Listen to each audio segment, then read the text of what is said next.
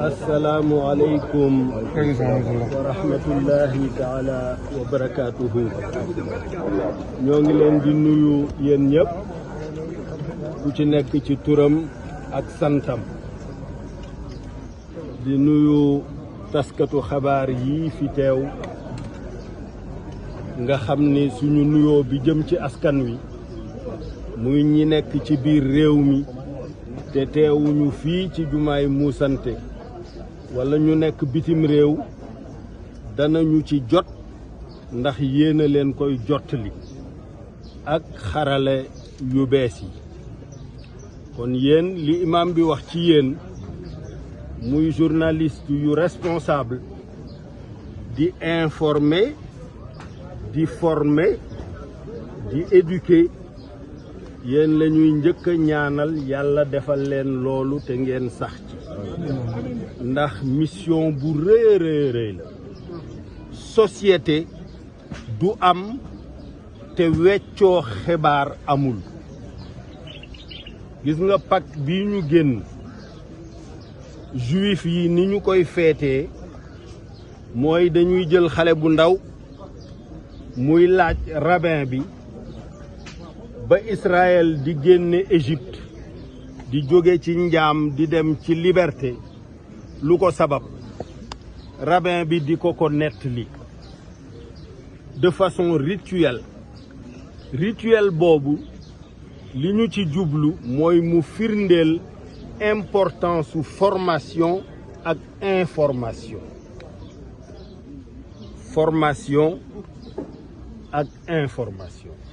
information moo ëmb formation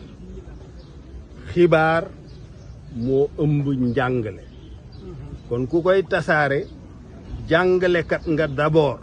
te jàngalekat dafa war a am nu mu bindoo am nu mu mel buy wax li muy wax wóor ko bu ñu ko indilee xibaar boo xam ni wérul fa tabayyanu mu leerlu ko ba mu leer mu soog koo joxe wante joxe xibaar rek pour buzz buñ la waxee nga ne waaw keneen ki jéem naa ko jotuma ko loolu wérul puisque mën ngaa denc xibaar bi bañ ko tasaare puisque bu xisee tasaaroo weddi ga mën naa bañ a jote ji fa xibaar bu njëkk bi jote donc responsabilité bu njëkk ci journaliste yi loolu lañ leen di ñaanal ginnaaw bu ñu leen baloo ak baal leen ak ñaan borom bi mu boole ñu jéggal ci bis bu rafet bi di bisu iid di bisu feet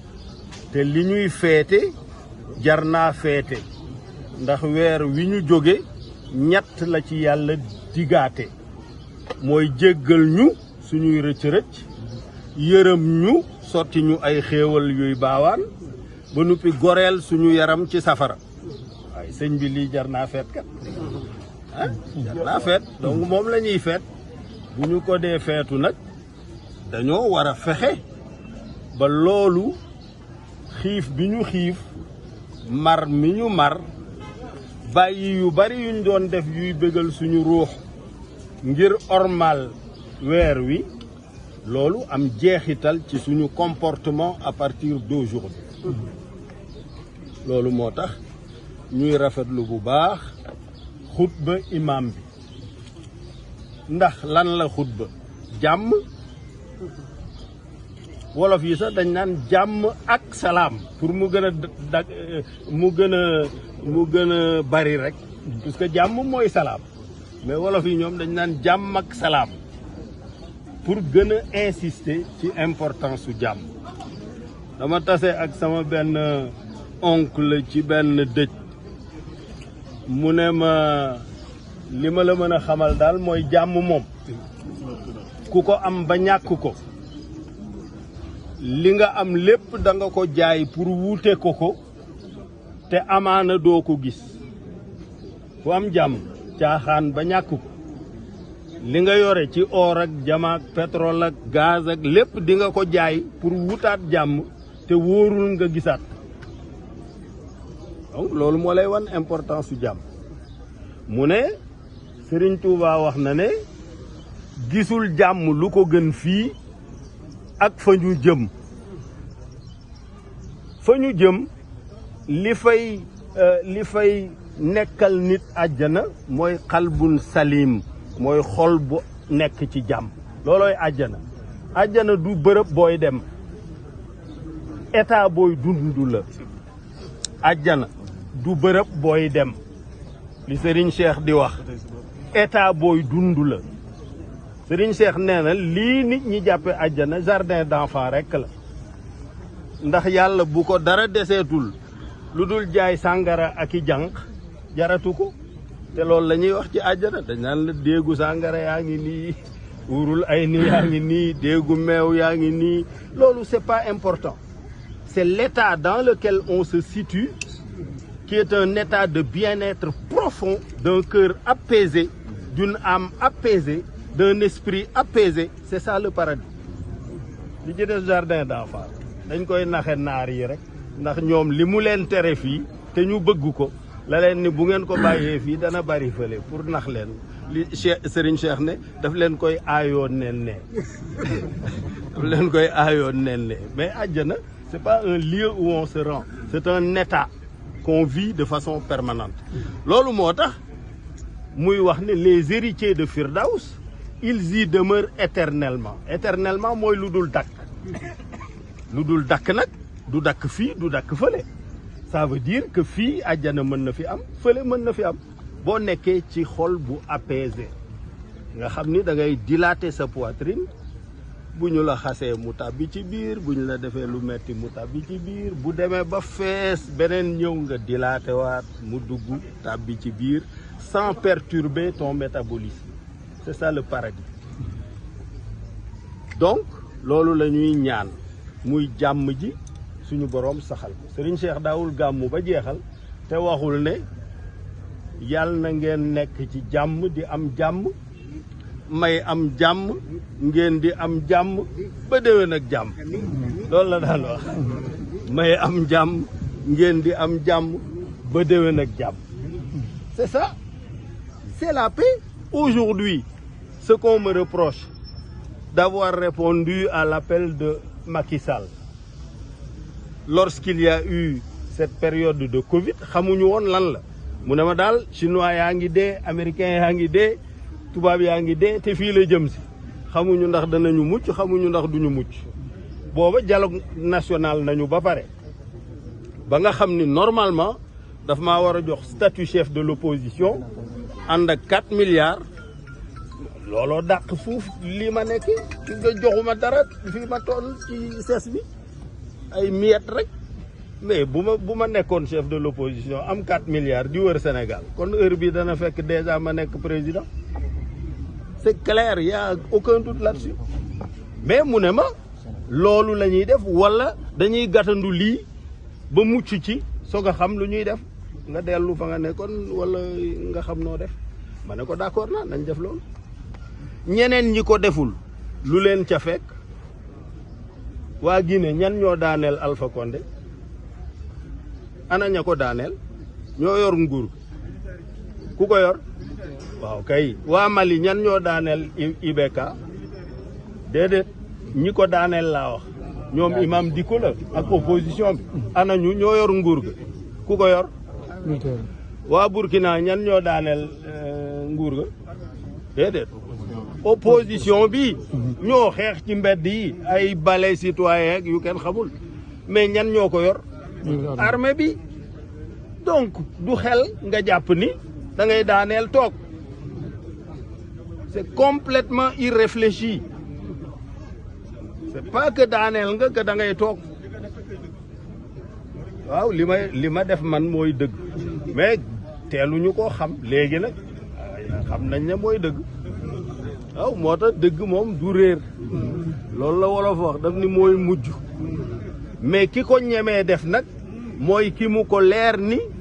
yàlla waajal na ko mu mën a muñ diggante bi mu koy def ak ba dëgg ga di feeñ ci bëtu ñeneen ñi lañu ko cay teg ci jam-jam waaw bu ko mënul rek jaru ko donc jàmm moo am importance te jàmm moom la suñu kilifa yëpp bëgg moom la sëñ Muntaxa bëgg moom la sëñ Mbaye Sy Mansour bëgg moom la Laayeen yi bëgg moom la Njaasaan bëgg moom la waa Popenguine bëgg moom la Ceneba bëgg moom la roi Oussouye bëgg moom la suñu mbokku séeréer yi ñi topp roog seen bëgg Serigne Cheikh doon wax ba ñu ko laajee ne ko turu yàlla yi dañ ne 100 la 99 yi wax nañ ñu ko centième bi lan la mu ne leen roog seen parce que mooy bu séeréer yi te nekkul ci liste bi parce que xam na ne moom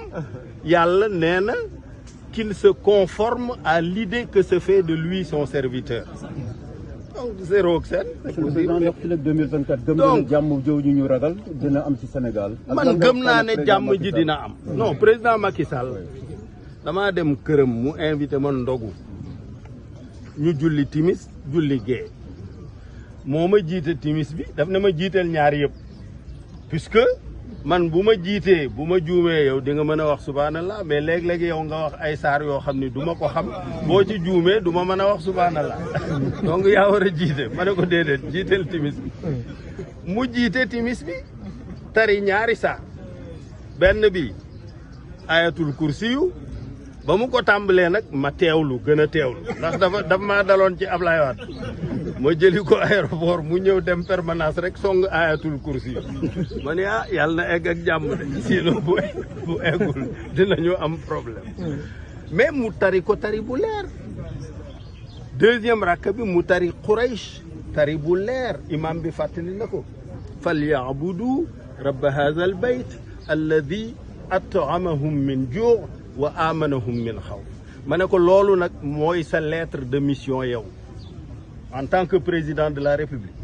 puisque yàlla mi ñu moom dafa warloo ak ñun ñaar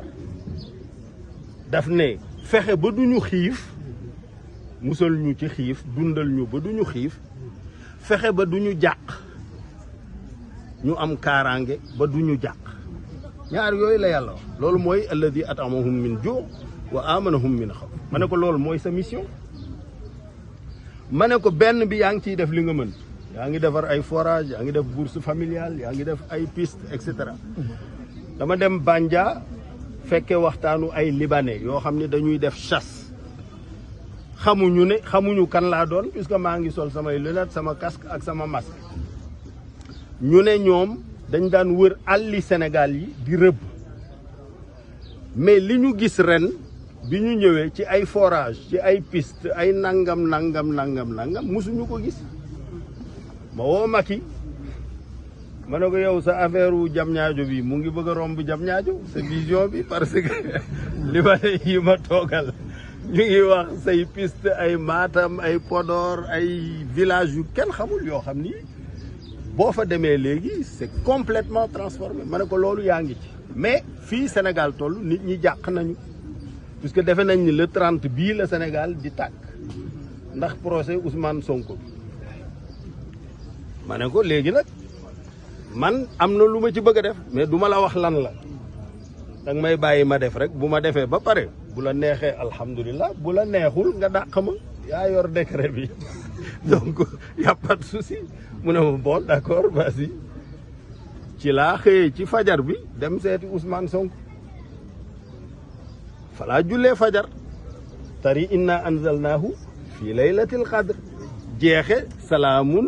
hiya hatta matla'il fajr pourquoi jàmm ji di yam fajar pourquoi salaamun hiya hatta matla'il fajr yàlla moo ñu ëpp doole ñun ñëpp ragalul kenn et pourtant il fait descendre tous ces décrets la nuit inna anzalnaahu fi laylatil qadr tous les décrets il les fait descendre là et il dit c'est protégé et préservé jusqu'à l'aube parce que guddi gi kenn du gis li muy def lan la mais fajar gi mooy frontière guddi ak bëccëg bu ko muree rek ñi nga xam ne ñii décret bi neexu leen ñooñu ñooy jóg nag nekk ay xannaas di yu was wisu fii su duuri naas moo xam minal jinnat wan naas loolu moo tax yàlla pour se protéger de ces humains-là de l'homme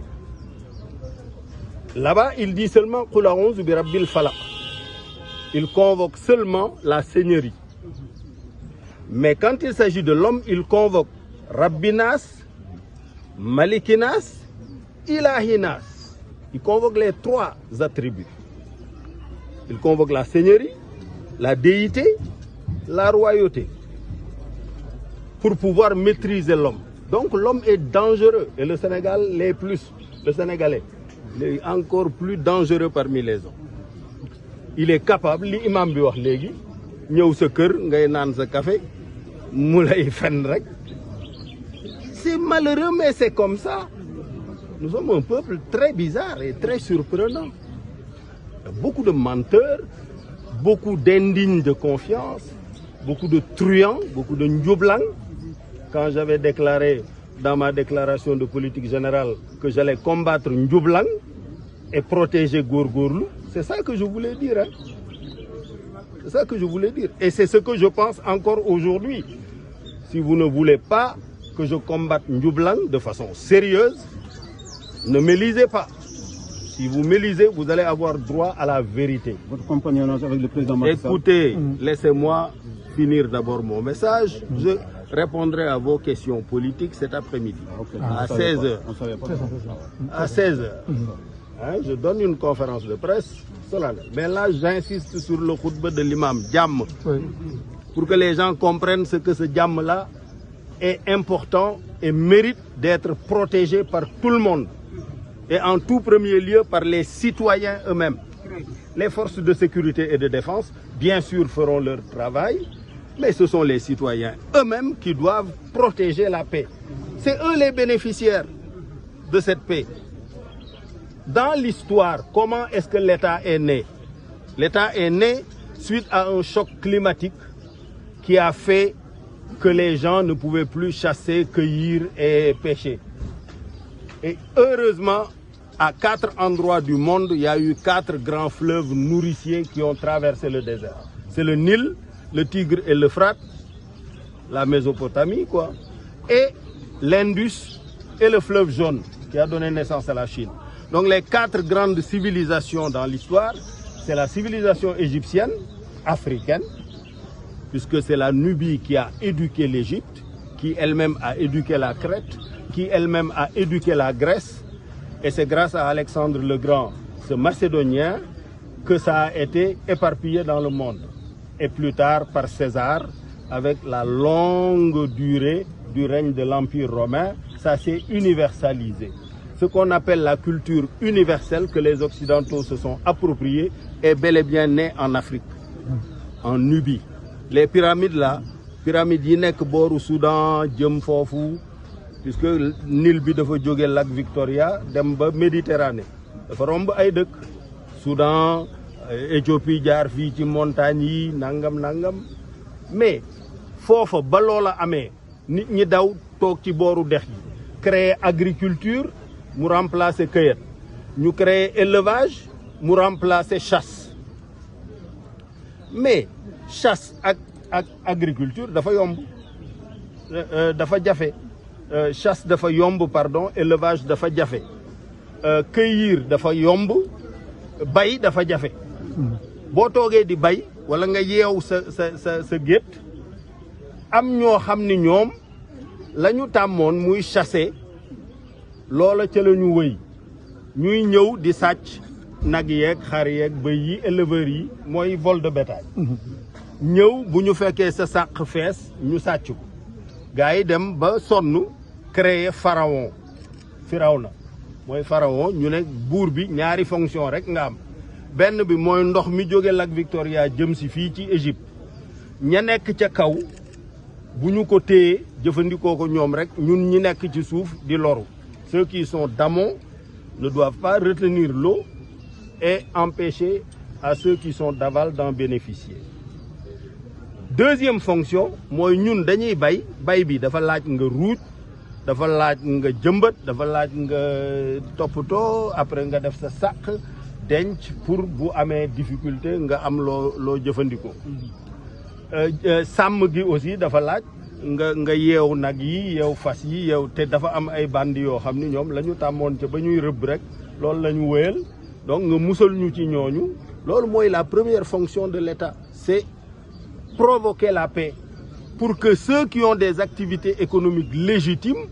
ne se préoccupent pas de leur sécurité. Loolu la. Donc les forces de sécurité et de défense là, judduwul tey de mu ngi juddu moins 2800 avant Jésus-Christ, 3000 ans avant Jésus-Christ.